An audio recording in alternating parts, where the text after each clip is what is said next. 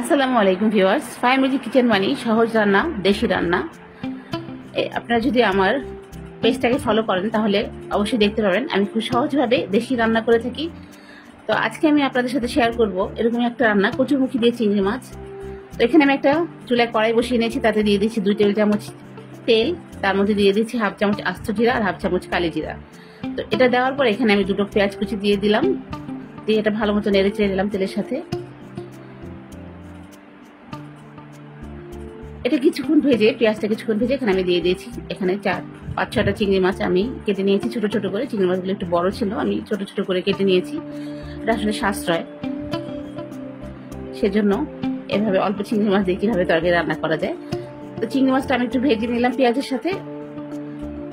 এখন আমি এখানে দিয়ে দিয়েছি 1 চামচ রসুন বাটা, দিয়ে দিব স্বাদ মতো লবণ, 1 চামচ হলুদের গুঁড়া, 1 চামচ লাল মরিচের গুঁড়া আর 1 চামচ ধনিয়ার গুঁড়া দিয়ে মশলাটা আমি চিংড়ি মাছের সাথে একটু ভালো মতো নেড়ে চেড়ে মিলিয়ে নিব।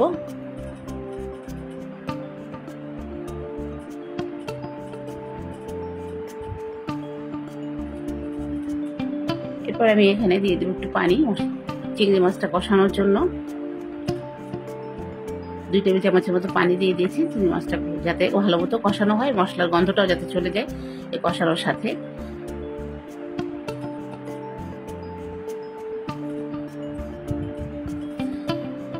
তো মাছটা আমার কষানো হয়ে গেছে, মশলাও কষানো হয়ে গেছে। এখন আমি এখানে কচুরমুখী আগে থেকে কেটে পরিষ্কার করে ধুয়ে রেখেছিলাম, বাজারে যে ছোট ছোট কচুরমুখীগুলো পাওয়া যায় সেগুলো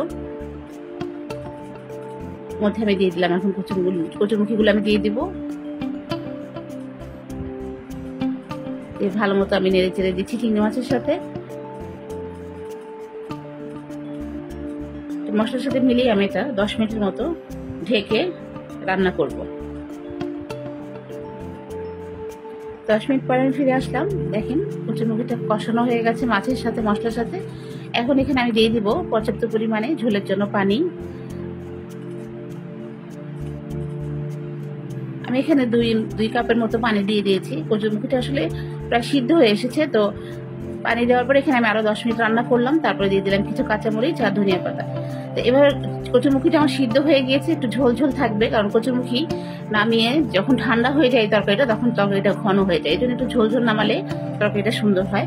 তো আমি এই পর্যায়ে তরকারিটা নামিয়ে ফেলবো, নামিয়ে একটা বাটিতে ঢেলে নেবো। হয়ে গেল আমার মজার কচুরমুখী দিয়ে চিংড়ি মাছের তরকারি। আপনাদের যদি ভালো লাগে তাহলে আপনারা বাসায় ট্রাই করে দেখতে পারেন। তো আসসালামু আলাইকুম।